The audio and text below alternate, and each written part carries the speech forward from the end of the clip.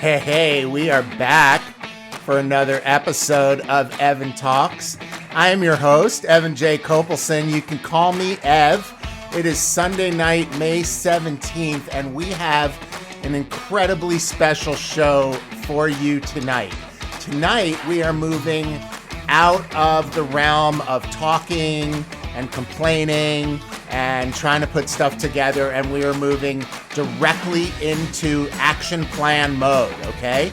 So if you are tired of the draconian power grabs that have been taking away our rights, that are inalienable rights, if you can't go to your church, if you can't open your business, if you don't know why all of the power seems to be consolidating towards the billionaire class, and like the 6 big box stores are taking all of your business and destroying us and crushing us. If you're tired of that and you are ready to take action, tonight is the show you do not want to miss. Tonight, I'm going to be interviewing constitutional lawyer Rick Martin, also known as the Judge Killer. Rick has put judges and police officers and officers of the court all behind bars for violating the rights of American citizens. And tonight, he's going to share some of his thoughts with us. We're going to look at these lockdowns from a constitutional law perspective. We're going to go from the realm of the commentary that I've been doing in the last 2 weeks into real action mode. Tonight we are going to unveil the action plan to knock down these illegal lockdowns. So stay, you're going to want to watch this whole show tonight. By the end of this episode, you will know what you can do, no matter what state you're in, to take action and move the needle so that we can start taking our freedom back and we can get these power-hungry mayors and governors out of the way and possibly out of office entirely for what they've done to us. It is not right, it's not fair, it's not legal, it's unenforceable, and we're going to be here to talk about it tonight. So, let's see. There we go, right when the music ends. This is perfect. So, before we start tonight, I want to make a personal disclosure, okay? This has been a really tough week, I think, for a lot of people. It's been very stressful and painful. More people have died. More people that I know have lost parents and relatives. And, you know, there's a lot of people who are really afraid of what's going on. And then there's people who are angry. And so I've touched on a lot of these things, and I got called out on some of my posts from some people that I admire and trust, and who asked me to kind of step back a little bit on my pronouncements and my name calling of the sheep and calling the sheep idiot sheep, and to lead with kindness, okay? So, like, that's not honestly always my best skill, okay? I'm a person, I'm a human being, and I do have a lot of spiritual practices that I do. A lot of those just keep me sane from kind of going insane in this crazy world that we're living in. I do not profess to be Yogi Ev all the time. That's why I say he is my alter ego, okay? So, my point is that I'm here sharing my feelings, okay? I had a mass purge this week. A lot of old friends that I know from high school, a lot of people that I know through my friends, one step removed. Mass purge, okay? Because here's where we're at right now. We are at an critical time in history, not just American history, but world history.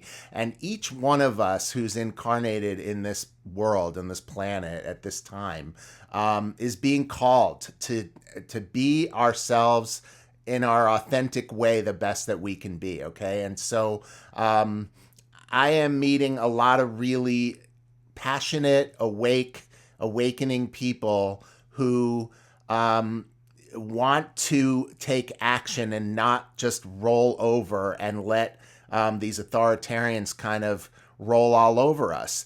there are people that I know from growing up that just love to talk, smack about me behind my back. And then there's other people that I know from growing up that have my back. So just know if you're posting trash about me, I'm going to see it, okay? If it's a social media post, if it's an email thread, if it's a chain, you got to know. I got spies everywhere. I got eyes on the ground. I got ears all around. My spies are better than yours, okay? I'm going to hear about it. And it's okay to feel the way you feel. But where I'm coming from is like every time I do a mass purge, my content quality goes up like 100% because I'm freed of all the negative energy that comes with people that don't like what I'm doing. Okay. So I'm not here to like bash people over the head with my message who don't like, they're not into what I'm talking about. So like, that's one main reason why I'm purging those people. It's like, I don't want to subject them to having to hear me talk about things that they don't want to hear about. So tonight we're going deep into action taking for constitutional law and how to get these lockdowns taken down. And I just don't really have the time or the bandwidth right now to deal with the whole subset of people who don't understand how important it is what I'm doing. So not like I'm doing this important to me, okay? Like I don't profess to be doing anything important for anyone else. I just don't feel like I can sit on my butt right now and watch Netflix and not care about what's going on enough to put myself out there and put these thoughts together. Okay, so here's what I want to say, okay? I've dealt with death and life and death issues since I was a kid. And I really want to talk about that for a minute. I want to talk about the fact that when I was, 8 years old, I found out that my mom had cancer and she was dying and probably wouldn't live very long. And by the time I was 9.5, almost 10, she was dead. For the rest of my life until my father died 2 years ago, I was obsessed every minute between moments that I was going to lose my father. And so I've lived most of my life afraid of death. And I think a lot of us kind of live that way. And so, I spent many years on pharmaceuticals for anxiety and sleep problems and panic attacks and muscle relaxers, painkillers, and all the way through my 30s when I was working as a lawyer. And I started trusting the pharma system and my doctor and just getting pill upon pill upon pill. And I was taking pills that were prescribed. And then I was so stressed out, I was taking pills recreationally. I was doing hard drugs sometimes to try to blow off steam. And it led me in this downward spiral. And I realized, many years later, a lot of therapy and all of that, that I was fearing death, but I was also kind of recreating elements of death, like of losing my mom at a certain age, of my father losing his wife, and the mother of his kids. Like all these great fears I kind of recreated for myself in my quest to avoid pain and to avoid the fear of death and loss. And it took me on a very unhealthy place. And the reason I'm sharing that with you now here is to kind of give a little context into why right now I feel so strongly. It's not just an academic exercise when I'm talking about constitutional rights and, the right to live a free life. It's that I spent decades of my life wasting my life fearing death. And through my healing process of coming off the drugs and getting cleaned out and kind of getting back to normal. For me, normal is like I can have some drinks every once in a while. I can smoke some weed on the daily, and I'm good with that. And so, I got to a place after my dad died a couple of years ago where I realized that I had wasted so much time, energy, and thoughts, and all of that in the fear of death, in the escape from that fear of loss, and in the salving, using salves like, drugs, alcohol, sex, all of that stuff to kind of escape that feeling. And I got to a point where I was basically healed from my addictions and from that fear. One of my yoga teachers told me early on something that stuck with me. I didn't get it at the time, but basically, like, all yoga practice is ultimately preparation for death. And when it first hit me, I didn't get it at all. But look, through the years, I have come to a place in my own body, mind, spirit where I don't fear death anymore. I don't want to die. I love to live. And I'm tired of having wasted a lot of my life, in the negative kind of downward spiral of fear and not being the best I can be because I was afraid, And so a lot of what's coming to me now, I've talked about in previous shows, the perspectives, the 5 views. And so let me come off the ground view, and I'm not even looking down at the 30,000 foot view. Let me take the spiritual view for now. It's like what's coming through from spirit side about these lockdowns, about the mass deaths, about the fear, about everything, is that it's time for each of us, in whatever way that means to you, to step up out of your shadow of the part of you that you've accepted as enough. And now is the time, if you've ever felt that you were capable of more in your life, now is the time for you to step up and claim that part of yourself and realize that. And in order to do that, you need to think about your health, you need to think about your spirituality, and you need to think about your life and death issues. And for me, I don't fear death. What I fear is an empty life. And I'm at the point in my life where nothing is going to hold me back anymore because I held myself back for way too long. And I know that everyone who is suffering right now is going through incredible fear, a lot of anger, and possibly, if you're still the fully indoctrinated, which means you trust the system and you trust what they tell you and you believe, that you have to do the responsible thing by doing what you're asked and what you're told by your leaders.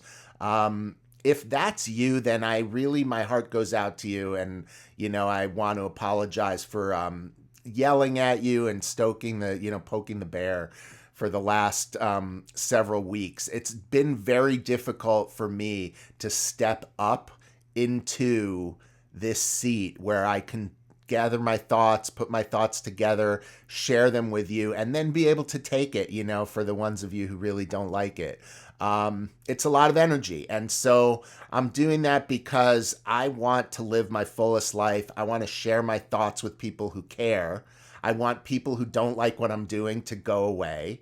And I want to commune with my community. Okay. So, I feel that social distancing, based on everything that I've been hearing from immunologists that are having their content censored, from the emergency doctors in Bakersfield who did the briefing, from a lot of the information that I'm getting, I have come to the conclusion for myself, for Evan J, that I do not fear germs and viruses anymore. Now, I used to be so OCD and germophobic that I'm thinking back, like, once my wife asked me, my ex-wife, a long, long, long time ago now, asked me, "What are you doing?"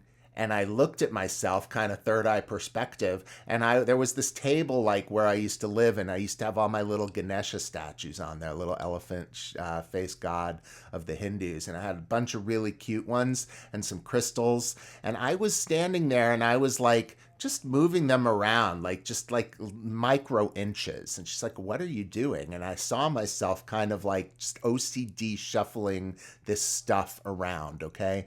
And it made me kind of laugh in the moment because I realized, okay, I guess I have OCD because like everything was moved just to micro inch, like who would even know, right? So I realized that I used to be the same thing with germs. And like as soon as this COVID thing started, I was completely germophobic and freaked out at the beginning. I was wearing masks before anyone. I was wearing gloves. And I caught myself a couple of times at Ralph's getting some groceries and realized I just had this third eye perspective moment, okay, where I was touching stuff with gloves, and then my phone rang and I reached to my phone and I'm holding my phone with my gloves, and it just all became clear to me how ridiculous gloves were in that moment. I realized if you're going to wear gloves, every single time you touch something, before you touch something else, you have to throw away that glove and put on another glove, or you're going to cross-contaminate. And then I realized, like, it didn't, like, how many gloves would you have to go through in even just one grocery store trip, not to mention a whole day? And we would be creating the biggest environmental waste hazard, way bigger than, like plastic straws. It'd be way bigger. Imagine all the vinyl gloves getting thrown away, single-use gloves, if you really use them correctly, right? And then there was other things. I put on the mask and I got lightheaded because I realized I'm breathing in carbon dioxide and I can't get good airflow. And all of these things started to make me realize that there's two ways to try and like get through this COVID thing. And what we're doing as a society is 100% wrong. And it's making it worse. And so this whole flatten the curve thing, I understood it from the beginning. We don't want to overwhelm our hospital system and our healthcare. Now we have hospitals that are empty. They're furloughing nurses and doctors, can't even get work in this pandemic because all of the so-called elective surgeries have stopped. There's cancer screenings that aren't getting done. There's going to be thousands and tens of thousands of related deaths that are going to come from the fact that our healthcare system has just come to a crashing halt because we're single focused around this virus, this COVID thing. So for me, I realized, I thought back to my youth and all of the advice I used to get, go outside and run and play and exercise, get some fresh air, eat your vitamins, eat your vegetables, eat well and sleep well and all of these things and be happy and play with your friends. These are things that boost our immune system. Hugging, I've talked about that before. So I was on the fence for a while, and first I was saying I was going to really go for like illegal hugs because I was so done with this like 2-3 weeks ago. Then I, put on my OSHA hat, my OSHA inspector hat, and I realized, look, there's definitely a reason for PPE, so we can't say that has no reason. So let me reserve my judgment for another couple weeks, and this has been the last couple weeks. So now I'm ready to kind of come out and make my judgment that I believe social distancing is a scam. I think it's destroying our world. I think it's stopping us from building the societal herd immunity that we actually would build if we go outside and we encounter the virus. And so for me lately, I have to thank the hysteria and the mass panic for curing, I think, finally, the rest of my germophobia and my OCD. I've actually gotten better through this COVID thing because now I don't wear gloves anymore. I'm not wearing a mask unless I absolutely need to get into a place, but I'm ready to start fighting back on that too. And I'm going to show you some of that tonight in the interview.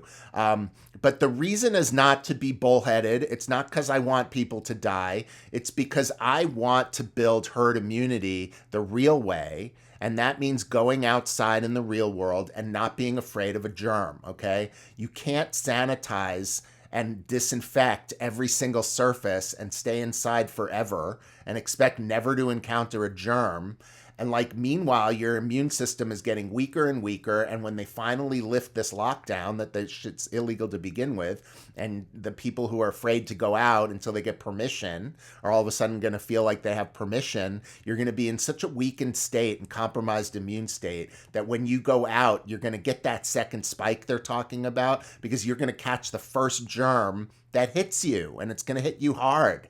So like, I really believe this, that if you're under 70, if you're otherwise healthy, if you can breathe deep already, okay, then you need to go outside and you need to get strong and boost your immune system. So I'm going to be doing another show this week where I actually go through all of the things that I do every day, the supplements, the vitamins, the exercise. I'm just going to share that regimen, okay? And I'll do the FDA disclaimers. I'm not giving medical advice or whatever. But the reason I wanted to share my little story with you is because I don't want to have people not understand where I'm coming from. I'm coming from a place where I've lived my whole life, I think a lot of us do, in fear of death, and I'm not going to fear death anymore, okay? So like, I'll hug anybody, I will touch anybody, I don't care. Like Mother Teresa hugging Saint Amma, like, they hug people, right? Like, and Mother Teresa doesn't hug anybody anymore, but you know what I'm saying, okay? I'm not afraid of the virus. I'm not, like, it's a cold. I can handle it. If I die from it, then you guys can all laugh at me when I'm gone, okay? And you'll say, God, what a dick he was. And he was so sure that he could handle it, and then he couldn't even handle it, okay?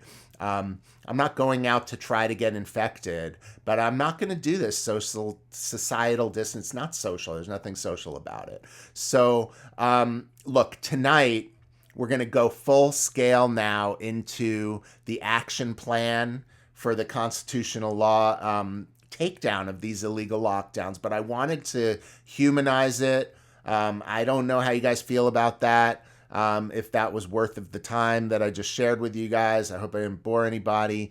But I just, I'm open to this discussion. And I just want people to know that, wherever you're at, on this trajectory, whether you fully buy all the sheep food, whether you don't buy any of it, or you're somewhere in the middle, you've got to do what's right for you. But the time is now to really start using your brain and using your noggin a little bit, because if you're just going to stay home and just listen to what they tell you on CNN, you're never going to get better, okay? You're going to be scared forever, and you're never going to get better. So I really hope and pray that you're able to wake up soon, and I hope that this interview that we're going to get into tonight is going to help you get there. So let me tell you what we're going to watch right now. Last night, I stayed up until about 3:30 to start the interview, so I was up all night. But I finally got to talk to Rick Martin. Rick Martin is called the Judge Killer. He's gotten judges, police, other officers of the court arrested. He really knows his law, he knows his rights, and he knows how to deal with abuses of authority and abuses of power. So what I'm going to do, and I had a whole show planned for tonight that none of it is actually getting done. So that's going to happen next week, where I'm going to get into other reviews and look at other news clips and videos and things like that. But tonight is so important, and we broke so much ground. So I'm going to show you this interview with Rick. It's about 20 minutes. And then I'm going to read to you the action letter that you're going to be able to download and use in your own state to take down city and state officials that are abusing their power. So this is going to be an amazing episode, incredibly empowering. So thank you for sticking with me through that intro. Of course, a little longer than I thought. Maybe I'll actually start writing my opening remarks, because probably what I just did in 28 minutes, I probably could have done in like 5 minutes if I wrote it before. But I was spending most of my time editing this piece for tonight, and I hope that it's worth it. So without further ado, I'm going to start this interview now with Rick Martin, and then I'll see you guys on the other side.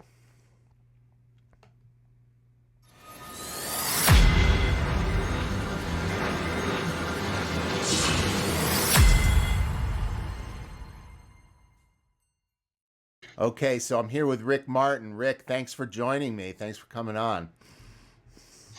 My pleasure. For our audience, it's 3:30 in the morning LA time. It's 5:30 in the morning in Texas. Is that where you are right now? That's correct. And so thank you for doing this literally in the middle of the night with me. It's a pleasure to sit with you. And you've been really busy. So what I'd love to do is just in a few minutes, if you can just introduce yourself. Rick's a constitutional lawyer.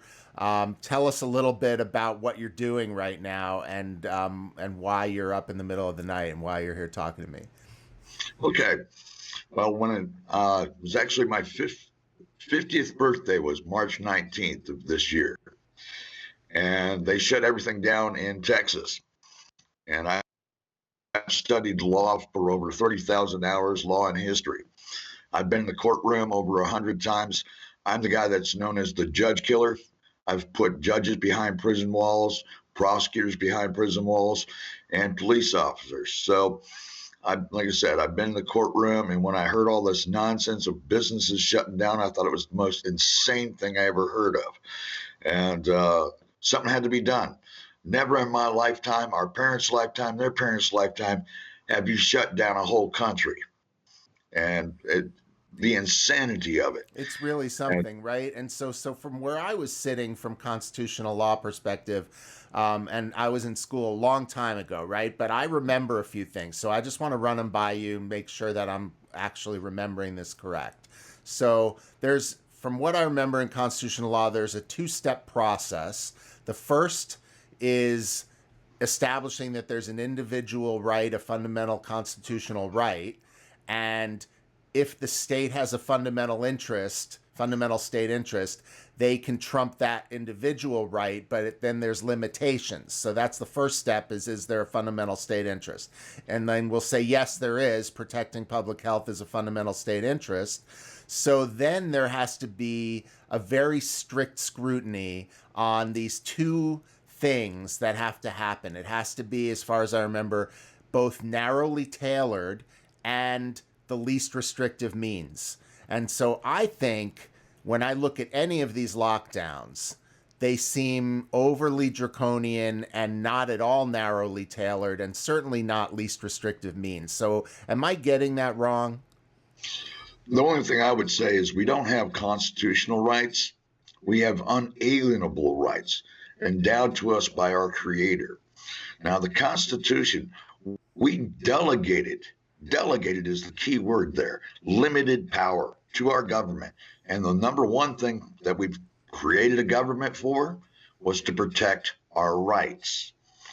And bottom line is, when you start violating people's rights for safety's sake, that's insanity. And, our founding fathers would be up in arms if they saw what was going on right now. That's what I'm thinking right now.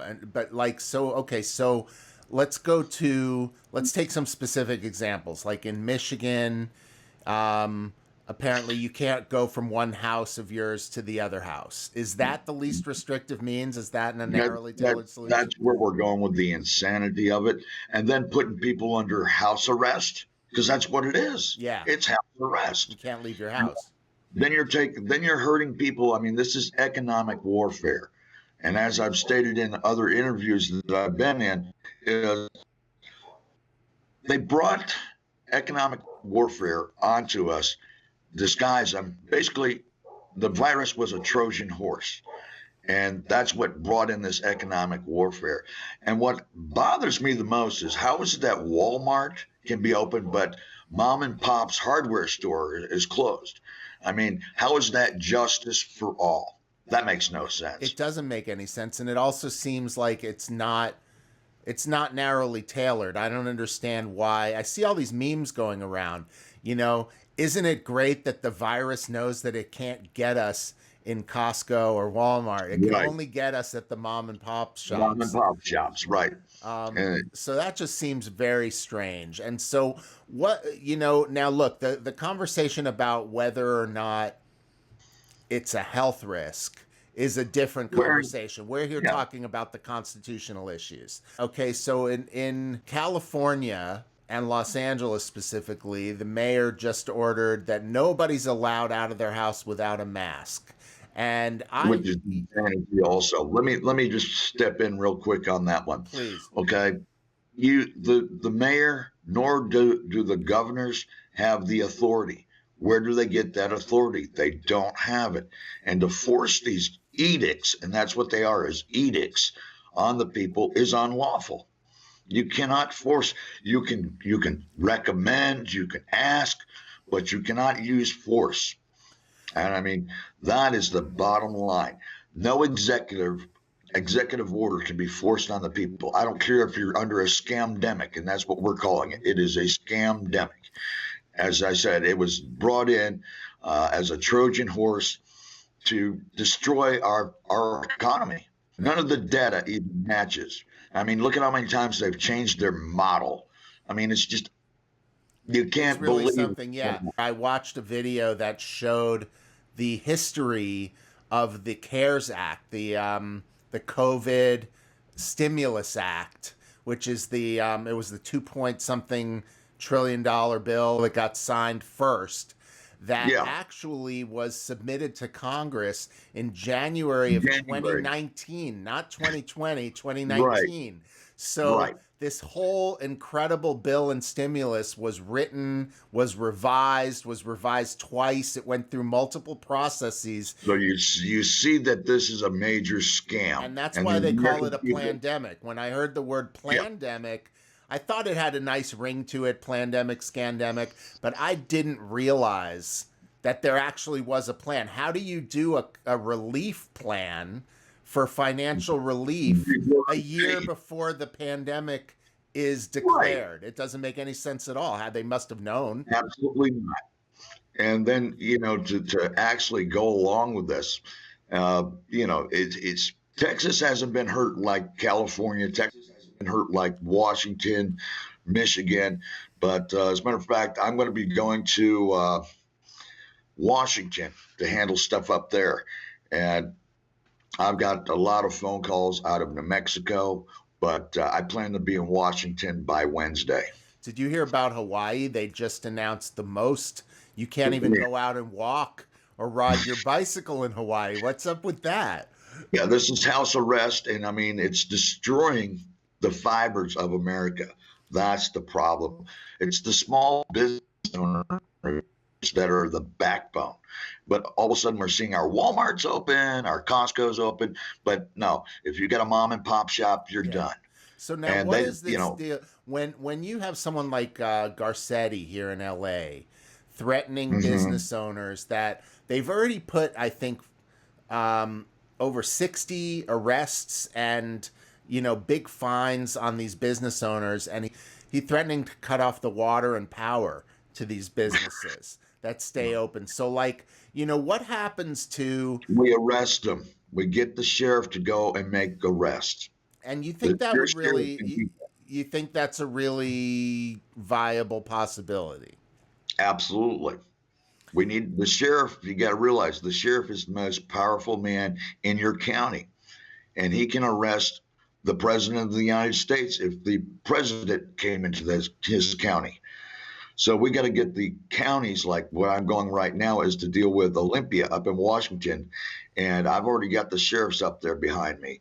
I've called and spoke personally to just under 600 sheriffs in the past 3 weeks. Wow. Okay. Let's talk about sheriffs for a minute, because I know the LA sheriff has had a lot of, corruption issues in the sheriff's division. And so I'm not sure where that stands right now. Have you happened to talk to any of the LA sheriffs? I've talked to several sheriffs in California, but like I said, so many that I've talked to, I can't tell you. No, that makes sense a lot, actually. And I just heard that in Fresno, they decided they're not enforcing any of these orders. Right. So that's heartening to see. I also I live right near Beverly Hills, so I was riding my bicycle in and around Beverly Hills. It kind of heartened me to see people laying in the grass in parks today, and like 90% of the people weren't wearing masks. Right. A lot of people were, and not, but a lot more weren't. And I was happy to see, maybe because it was Beverly Hills, but there wasn't any cops coming and arresting people. Now, No, what I they heard don't though have the authority. is just 20 minutes down the road in Santa Monica, though, they have cops, I think, arresting people on the beach, and they told them that they can run on the wet sand, but they're not allowed to sit on the dry sand. That doesn't sound to me to be narrowly tailored or at least restrictive. That's right. And you see where the insanity in this is. And I mean, anybody with a lick of common sense can see what's going on. And it's basically tyrannical. So And how do we move forward? I mean, I've seen people on Facebook saying, I want to sue the governor or I want to get this, like, but what yes, can they actually do? Is there a place people can go and actually get involved and move the needle, or they just have to sit in Armchair Warrior on Facebook? it's going to be Small Business America, and it's ssbamerica.com, and sign up by their state name. Register, and they'll have a place on there. And there's videos on there also that they can watch. And so people could go there, they could find their state, they can add their name to a list and Correct. join whatever action is in that list. Okay, that's good, because I feel like now is the time for people to start organizing around action. The things now, how do you feel about where all of these restrictions on protests, like they're not only, like in Hawaii, you're not allowed to leave the house and you're not allowed to protest and redress the government. It's obviously illegal. It's called stand up and take charge, because we're the people. The government's supposed to be there to protect our rights, not violate them. So what do you recommend to tell people? Let's say that somebody is either a citizen and they want to go to their beach and it's closed and lay on the sand, or they're a business owner and they open. Let's say they are one of those people that do encounter a cop that, for whatever reason, decides that they want to be the totalitarian that day and they want to arrest the person or they want to close their business. What do you recommend? How do you engage a cop that is violating your rights without pissing them off and getting more in trouble? What do you say to de-escalate? The law, number one, I've been personally responsible. The Constitutional Law Group has been personally responsible for over 10,000 businesses across the United States opening up. I've got bars in Pennsylvania have called me at 2:00 in the morning because the state police was there threatening to fine the business owner, the bar owner, $1,000, and each one of his patrons $500 for opening the business. And basically, they put me on speed dial, and I spoke to the head state trooper there and explained to him, let me explain something. You're in violation of your oath of office. You're trying to force a false edict, and I'm going to hold you personally responsible. You no longer have judicial immunity because you're knowingly and willingly violating this man's right to earn a living. And I've had over 100 sheriff's deputies, police officers leave the establishments when I explained to them there's no judicial immunity when you're doing what you know is doing is wrong. You took an oath to office, and I'm going to hold you to it. And when you threaten to sue them in their own private capacity and take everything they own, their house, their car, their swimming pool, and all the way up to their dirty underwear, they don't like it. And most of them actually thanked me and said, I appreciate the information you gave me. Mm-hmm. And I said, well, that's what I'm here to do, because we've got to reopen America. We've got to save our nation economically. This whole scandemic has got to end. This whole mask wearing, that just makes you part of the sheep, because you're actually hurting your health by having that carbon dioxide blown up in your face all day long. It's nonsense. And staying in your house actually lowers your immune system. It sure does. About 2/3 of the new cases in New York coming from lockdown. They have us inside, like washing our hands 100 times a day, killing all the bacteria and germs off our surfaces so we don't get to encounter anything that actually strengthens our immune system. It's crazy. It's crazy. Yeah, it's actually foolish is what it is. Absolutely foolish. And we gotta wake up and pay attention. This is absolute nonsense. And for it to go on as long as it has, and people still not waking up, they ought to be ashamed of themselves. You're not killing anybody by going out there. I mean, I've been out in the public. I've got documents that I carry with me. I walk into the stores without a mask, Mm-hmm. and they don't want to be sued. I Yeah, mean, there's a we lot of really, stores here that won't let you in now without a mask. And so you either have to be well, really when you willing to threaten to fight sue them for everywhere you go. 150,000, yeah, when you show the paperwork and you show you're in violation of HIPAA, ADA, and the minimum fine on that is $75,000. $75,000 the Yep, first time, right? And then it goes up the yep, second time. up to 150 the second Yeah, time. yeah. So yeah, I'm gonna share that HIPAA and ADA exemption form as well with everybody, so you can download it from the comments in the video. All right, great, Rick. Is there anything else that you want to tell the audience? Any way they can get in touch with you if they need to, or I'm gonna tell them to that website that you said we should go to. Anything else right. you want to? I would give out my personal Facebook page, which is Constitutional Law Group, all one word, capital. Now, they've been ghosting me. As you probably already know, Yeah. my website was taken down 3 weeks ago because I had all the documentation for people to help do self help in law. But yeah, most definitely the Constitutional Law Constitutional Group Law on Group Facebook. page on Facebook. There's a lot of information on there. So Okay, that's yeah, perfect. So Constitutional Law Group on Facebook, Rick Martin, the Judge Killer. Thank you so much for coming here and talking to me, Rick, and we'll talk to you soon. my pleasure. Thanks. Thanks.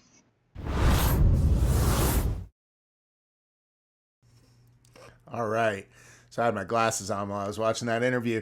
So amazing interview, right? Rick Martin is an amazing guy. So here's what we're going to do. We're going to take action for anyone who wants to take action. Once this video is done and the replay is up, excuse me, I'm going to put that mask exemption in the comments to this video. So anyone who wants it, you can download it and print it, and you can use it as needed. And I'm going to show you the website again where you can go and sign up. Let me do that now, actually, because let's see, I got to show you my little Chrome, and then I can go to ssbamerica.com. ssbamerica.com. Okay, now you should be seeing, yeah, okay, perfect. So once this loads, I just want to show you what you're going to be doing, okay? So here's the main website, and here's what it looks like. So when you get there, you're going to want to click this button that says register for free today. And so I'm clicking that button. And then it's going to load the registration page. And it's like any other place you sign up for, right? It's going to load a form and you just put in your stuff and you send it in. But I wanted to show you so you know that you're in the right place. So this is Jennifer Hall Goodwin right here, who actually I want to thank for introducing me to Rick Martin. And if you go to this website and you just fill in this information here, your email, you set up a username and a password, and then you click this register button right here, and then you'll get registered and you'll get a bunch of information, okay? So now, in terms of the document, okay, that's something I'm going to show you right now. And let's see, let's get this document going, and let me get over here on this document, okay? So now here, I'm going to, hold on one second. What I'm going to do is I'm going to read you this document. This is a document that I'm also going to link in the comments to this video, and you can download it right from the Facebook comments. And then you can fill your name in this and you can put this to use. Okay, I'm going to read this to you.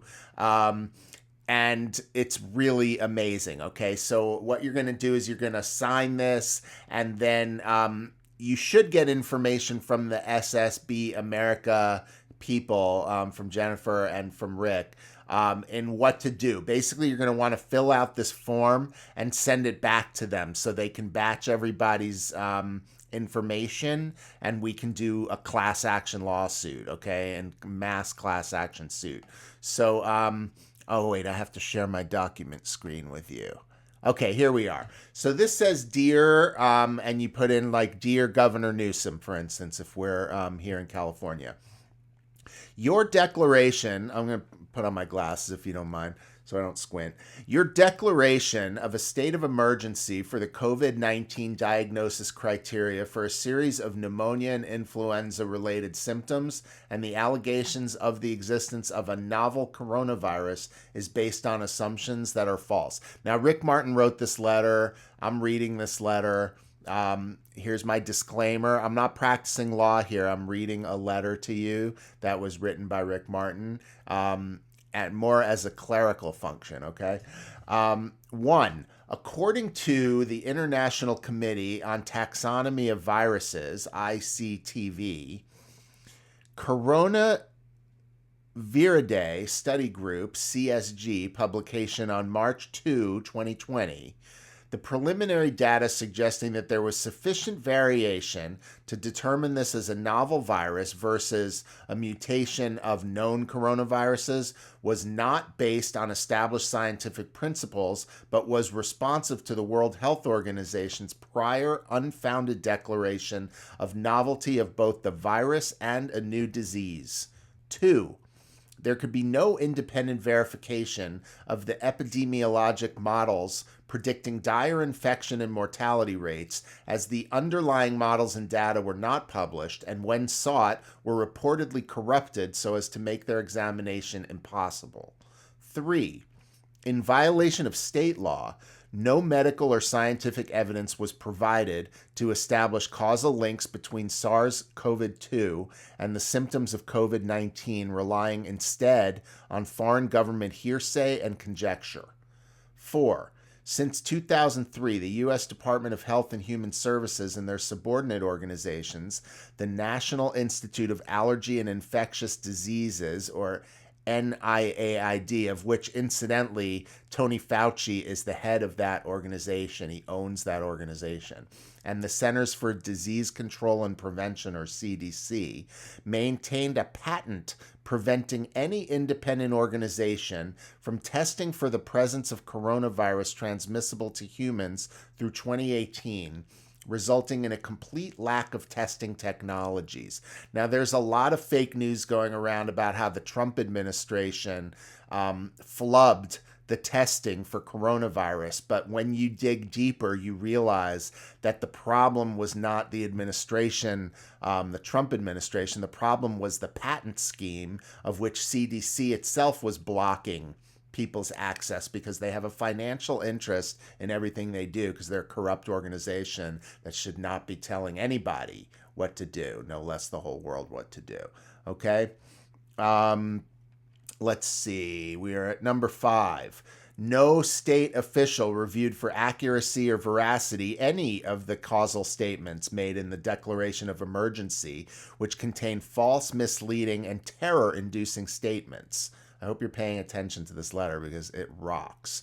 6. In violation of well-established legal precedent from Juho versus Williamson, 103 F 1026, CCND Cal 1900, and subsequent public health law, arbitrary and capricious rules were insinuated on part of the population that were not applied generally, resulting in the unlawful confinement of a healthy population with no basis in science. Now, that's what I've been saying for weeks now, and I hope you're starting to see, once again, that I have been telling you the truth since I started talking to you. Okay, number 7. The governor failed to provide adequate testing to confirm or deny the presence or absence of quote-unquote a novel coronavirus, and based on report findings from testing of incarcerated persons reported by Reuters, 96% of prisoners testing positive for coronavirus are asymptomatic, demonstrating a failure to establish even a statistical link between the virus and the disease. Number 8. Neither the governor nor any public health officer has followed evidence-based, peer-reviewed clinical science showing that neither social distancing of up to 6 feet of separation nor the wearing of masks has any clinical effect in a healthy population, and that instituting such policies is exclusively for the inducement of terror in the population. Now, let me just tell you that I have to make a little addendum to what I said in the interview. I went out on my bike today, and today I had a really different experience observing people in mask submission rituals. Yesterday, I didn't see many people on the street, and I went up to the park, and I was really happy to see people laying in the park and not using masks. Today was a different story. Today, the entire ride up to the park from my place, I saw people in masks, and it was like flipped from yesterday. Today, I felt like the whole world, 90% in one part of town, then another part of town, it was like 65%. As I got in the more wealthy areas, people were complying a little bit less. But a lot of people, like way over 50% wearing masks, over 90% in some parts of LA.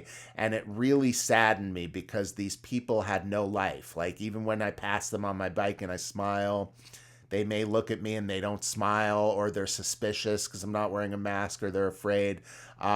That's what we're talking about here, where Rick Martin says that instituting such policies of mask wearing is exclusively for the inducement of terror in the population. The population is terrified. And that's why you have someone like Rick Martin saying these governors and these mayors need to be arrested.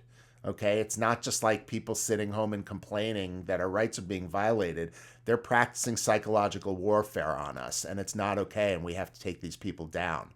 Okay, so as a result of these and other established facts, your orders and those that follow from these orders issued in violation of the state constitution are illegal and unenforceable. I hereby demand that you immediately cease and desist in your suspension of my constitutional rights. Sincerely, and you sign your name. Then there is a bunch of review here that I'm not going to read out loud because this is a lot of stuff, okay? It'll take me a while to get through here. But this is a lot of stuff that you might want to read. It's another page, page and a half. And it's pretty heady stuff, but it is stuff you can look to. It's stuff the courts will look to back up kind of all the claims that were made in that letter. Okay, so I'm not going to read all this, but you can get this on the link underneath the show. Just look for my comments, and I'll leave a comment underneath the show. Again, with the mask exemption and with this letter, okay, that you can download. So let's go back to full screen here. And let me check our running time. Okay, good. We're coming up on about an hour. I think it's a pretty good place to stop tonight. We're going to do more shows this week where we're going to get into more commentary and more looking at videos and more looking at news. I want to show you guys some stuff maybe in the next movie night. The next one and the one after that, there's some background I want to show you guys if you haven't seen it, some clips from a documentary that was going around like a month ago, that really goes deep into how the media indoctrinates us and practices this psychological warfare and just twists our brains around and makes us live in fear and in terror. So I want to show you more of that as we go along because you may not have been exposed to that information. And when you see it, it's really hard to unsee it. So I want to, hey, Dino, thanks for coming, bro. It's like, we definitely appreciate your comments and thanks for coming, man. So tomorrow you'll be able to download this thing. BG, Brian Grossman is here. Brian writes the music in the hold car. I call it the hold music, like right before I start. That track is my favorite track right now. So thanks, BG, for showing up. Listen, you guys, we're going to be back several times this week. We're going to have a movie night on Thursday. I'm going to be shooting some interviews from Wednesday, and from now on, I'm going to start doing Sunday night shows. I think this is good because it gives me a time to talk to some people during the week and cut some segments together. So we'll definitely do movie night on Thursday. We'll do another weekly show on Sunday, and I will get another show, if not two, in next week at some point as well. I just have to organize kind of the material and all of that stuff. So what can I tell you? I think that's going to be it for tonight. Let me get you some ending music, and thank you for coming to Evan Talks. Thanks for staying with me and hearing my personal stories at the beginning, and kind of giving me the support that I need to keep this show going, okay? In terms of your energy, your positivity, and your presence here, I wouldn't be here if it wasn't for you. I do this for me, I do it for you, and for anyone who wants it. So check the comments. You'll see the documents. I'll have them posted within the next couple of minutes. This is Evan. Thank you for coming. I'll see you soon. Andrea, how are you? Thanks for coming by. And I know it's late. I meant to start a lot earlier today, but I just was editing all day long. So thank you guys for coming. I really appreciate it. Evan J Kopelson signing out. I'll see you tomorrow. Peace.